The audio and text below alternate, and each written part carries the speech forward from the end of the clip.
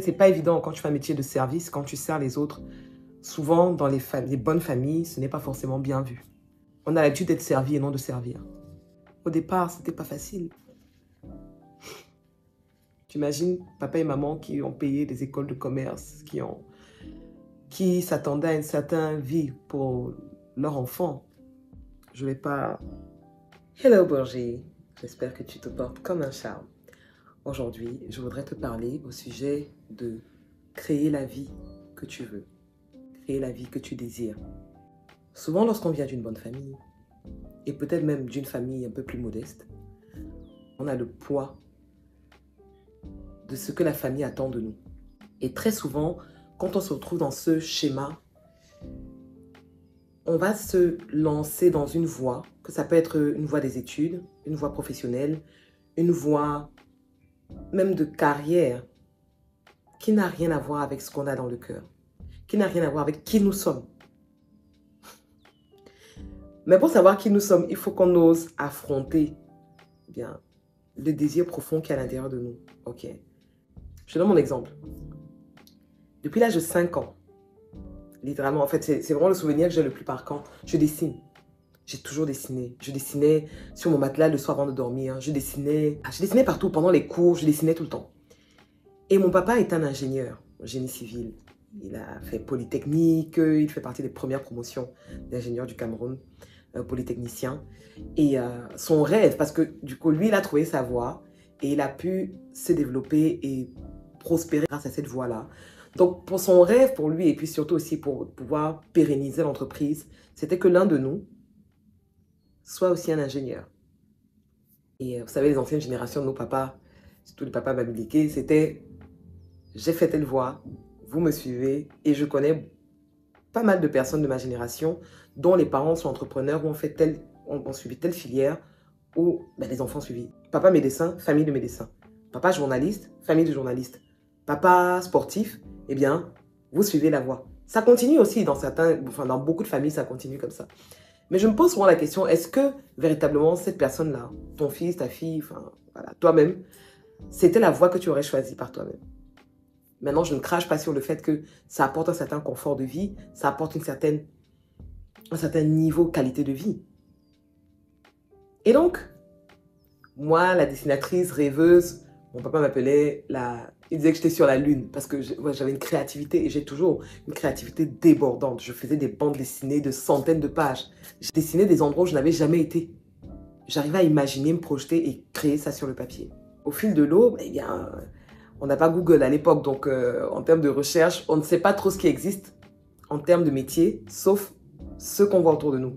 Et qu'est-ce qu'il y avait à l'époque? Journaliste, avocat, enseignant quand tu étais littéraire, prof, médecine, les métiers classiques. Et moi, je me suis toujours projetée en train de voyager, de parcourir le monde. Je sais pas, dans de beaux univers, dans de beaux endroits, dans de beaux événements. C'était vraiment mon rêve de petite fille. Mais je ne voyais pas quel type d'études on peut faire pour arriver à ça. Non seulement ça, et en plus, le rêve de papa, c'était que nous soyons des ingénieurs. Parce que pour lui, pour pouvoir réussir et se développer et surtout reprendre les rênes de la société, il fallait être ingénieur. Finalement, mes notes scientifiques ne sont pas extraordinaires. Pas parce que je ne suis pas une scientifique dans l'âme ou quoi, mais c'est parce que clairement, ma façon de process et ma logique, je ne comprenais pas comment on peut additionner des chiffres et des lettres. Voilà, c'était simple.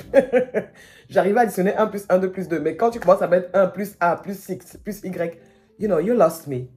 Tu m'as complètement paumé au carrefour. J'ai un bac littéraire, je pars du Cameroun, j'intègre une école de commerce en France et je me dis, bon allez, je vais étudier le marketing, commerce international, management et on verra. Je renonce d'une certaine façon au dessin parce que je me dis, pour pouvoir être styliste ou pouvoir être graphiste ou autre, il faut faire une école de beaux-arts. C'est pas trop dans mon plan parce que je n'arrive pas à voir comment est-ce que je peux développer cette passion-là. Donc, je mets une croix dessus. J'avais un book avec plus de 500 dessins. Je dessinais tout le temps, tous les jours. Et je décide de mettre ça de côté et je me dis, bon, allez, poursuis ta carrière, assure-toi d'avoir un bon salaire, d'évoluer dans l'échelle d'entreprise, hein, clairement. Et puis je me dis, bon allez, Directrice marketing pour une marque de cosmétiques, ce serait pas mal. Comme ça me laisse au moins le côté toujours girly et le côté beauté. Eh bien, il se trouve que pendant mes études, j'arrête le dessin. J'arrête clairement le dessin. Et il y a quelques années, quand je fais ma transition de cheveux défrisés cheveux naturels, je commence donc à intégrer également le maquillage. Je m'y intéresse, mais sans forcément en faire un métier. Je ne vois pas le maquillage comme un métier. C'est vraiment une passion que je fais parce que j'aime. Et à la fin de mes études, bien sûr, j'obtiens mon diplôme, mon MBA en management international, spécialisé en marketing. Tout le monde est content. Le diplôme, il est accroché à la maison. Papa et maman sont tout fiers. Et je cherche du travail. Je passe par mes galères. Ils seront dans un autre épisode. Et je décroche un CDI, donc le Saint Graal, dans le marketing pour les éditeurs de logiciels. Je démarre ma carrière professionnelle comme ça. Et je mets clairement de côté tout ce côté créatif, dessin et tout. Je me dis, bon, you know, on verra. Mais tu sais, quand tu as quelque chose à l'intérieur de toi, et surtout, quand tu es habile, tu as une facilité à faire des choses. Tu ne comprends pas pourquoi les autres, en fait, n'y arrivent pas. Mais toi, c'est facile. Dès que je touche quelque chose avec les mains, je peux créer. Dès que je pense à quelque chose, je peux le matérialiser. J'arrive à voir le beau, à vouloir embellir la moindre chose. Mais je me dis, bon, c'est juste quelque chose comme ça. Et tu sais, des fois, cette chose-là que tu as à l'intérieur de toi, tu te dis, oh, c'est banal, de toute façon, tout le monde peut le faire. Non, non, non. Ça, c'est ton talent. Ça, c'est ce qui te rend unique. Ce qui te rend unique, ce n'est pas tout le monde qui peut le faire. Peut-être tu peux te dire, oh non, c'est banal, c'est rien du tout. Mais sache que si tu as une facilité, une habileté, ce n'est pas forcément dans le savoir-faire manuel, ça peut être dans le savoir-être, dans la façon de penser, de stratégiser, dans la façon d'organiser, de ressentir, d'écouter, d'être avec les gens. Si tu as cette faculté, cette capacité, cette facilité, c'est peut-être là qu'est ton don. Et donc moi, je continue ma carrière professionnelle, en dents de scie, hein, bien sûr. Et ma passion pour le maquillage, la coiffure, la beauté, les bijoux, ce côté manuel et créatif là, prend de l'ampleur au fur et à mesure. Mais à un tel point que je me rappelle une fois, mon directeur marketing, il fait mon entretien annuel, il me dit, Isabelle, si vous mettiez ne serait-ce que 10% de ce que vous faites à l'extérieur dans votre travail, vous seriez une bombe. C'est pour dire comment même eux qui étaient au boulot avec moi, ils pouvaient percevoir l'intensité et la passion que je mettais dans ce que je faisais hors du boulot, quoi. Je décide de me lancer dans l'entrepreneuriat après à peu près 8-9 ans en entreprise. Je saute à l'eau parce qu'entre-temps, je faisais déjà des mariages. Entre-temps, je maquillais déjà. Mais ma principale clientèle, c'était les femmes pour les ateliers de maquillage, ramène ta trousse et les mariages. Et donc, je rentre dans le game du make-up pro top level tout de suite après m'être lancée à temps plein. Et je suis donc avec des personnalités importantes, des VIP, des célébrités. Et récemment, il n'y a pas longtemps, j'ai eu l'opportunité de travailler avec la maison Louis Vuitton. Et pourquoi je vous parle de cette expérience en particulier? Parce que ce n'était pas un maquillage comme j'ai l'habitude de faire, donc maquillage beauté ou maquillage marié, ou bien juste mise en beauté comme d'habitude. Là, j'avais carte blanche pour faire de la création artistique. Il y avait donc la soirée corporate de la maison Louis Vuitton, donc tout le groupe. Il y avait un thème. Et je devais maquiller les équipes de la maison et la direction. Sauf qu'on ne m'a pas dit quoi faire. Donc on m'a dit, Isabelle, voici le thème. Qu'est-ce qui se passe? Il y a un feu d'artifice qui se passe à l'intérieur de ma tête parce que je me dis, waouh, je vais pouvoir m'éclater. Je vais pouvoir faire du maquillage artistique, vraiment, je vais mettre ma créativité en effusion. Et je me retrouve en train de dessiner. Je me retrouve en train de faire des mood boards. Je me retrouve en train de tester des couleurs, des coloris.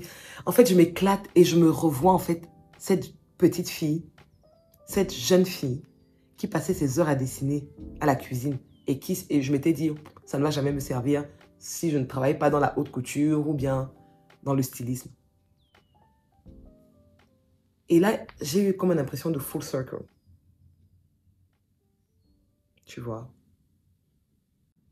Aujourd'hui, je suis en Égypte. Je suis bookée pour maquiller une top modèle pour une cérémonie de la CAF. Je suis dans ma chambre d'hôtel. C'est pour ça que le décor est différent. Et pareil, je revis ce moment où tout prend sens. le dessin que je faisais quand j'étais petite, ces heures que je passais, je suis émue en le disant parce que je me revois encore en train de dessiner là, pendant les cours, les professeurs qui prennent mes cahiers, qui les jettent, mes parents qui me punissent parce que ils trouvent que je rêve, ils veulent que je me concentre sur mes cours parce que je les comprends, c'est les parents, ils veulent le meilleur pour moi. Mais aujourd'hui, je me retrouve à dessiner en fait, à faire ce que j'aime, à un niveau top level, avec des personnes extra excellentes. Et à dire à cette petite fille, tu vois, ça valait le coup.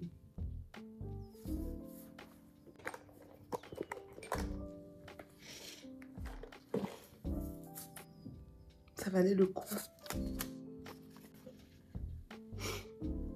Merci de ne pas avoir abandonné. Merci de ne pas avoir enterré ce rêve. Merci d'avoir continué à avancer, même à tâtons. Merci d'avoir honoré cette voix qui est à l'intérieur de toi. Merci d'avoir fait confiance à Dieu. Merci d'avoir persévéré même quand c'était dur. Merci de ne pas avoir cédé à la pression de « Oui, mes papa et maman vont être déçus avec moi. » Oui, mais ton rêve est plus précieux que ça. Ton rêve est plus précieux que ça.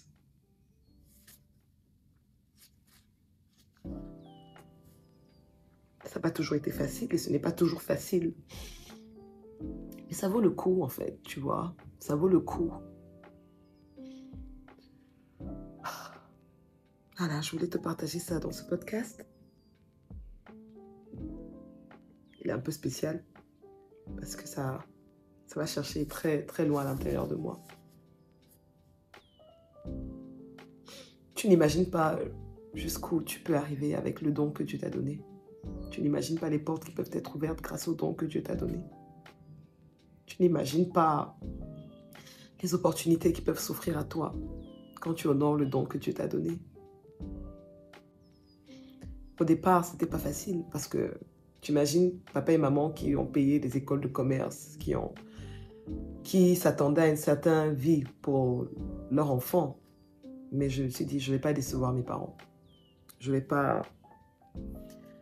pas faire les choses El Chipo parce que juste, voilà, c'est juste du maquillage. Non, je voulais faire du maquillage top level. Je voulais qu'ils soient fiers d'avoir une fille maquilleuse. Pas que ce soit un saut métier. Voilà. Parce que tu sais, c'est pas évident quand tu fais un métier de service, quand tu sers les autres. Souvent, dans les bonnes familles, ce n'est pas forcément bien vu. On a l'habitude d'être servi et non de servir. Et je suis fière. Je suis fière de moi. Ah, bon. Ça, c'est pas un podcast, hein. Ça, c'est confidence, quoi, là. On appelle ça quoi? Caméra confidence, whatever. Bref, merci de m'avoir écouté. Merci d'être resté. Merci d'avoir partagé ce moment avec moi. Laisse un commentaire si tu le désires. Abonne-toi aussi. Like, partage. Et rendez-vous pour un prochain épisode. Dieu seul sait dans quelle destination.